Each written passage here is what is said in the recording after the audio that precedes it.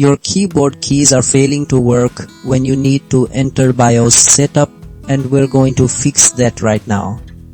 This critical issue prevents you from accessing essential system configurations, but the solution is straightforward. First, ensure your keyboard is securely connected, giving it a firm push into the USB port to guarantee a solid connection. Sometimes a loose cable is all it takes. If that doesn't resolve the keyboard keys not working to enter BIOS setup menu, try a different USB port, as a faulty port can cause unexpected problems. If you're still stuck, it's time to update your keyboard drivers through Device Manager, which often clears up communication glitches between your keyboard and the operating system.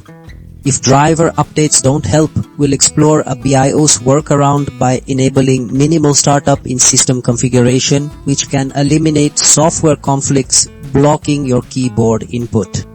This step-by-step approach guarantees you'll regain control and access your BIOS.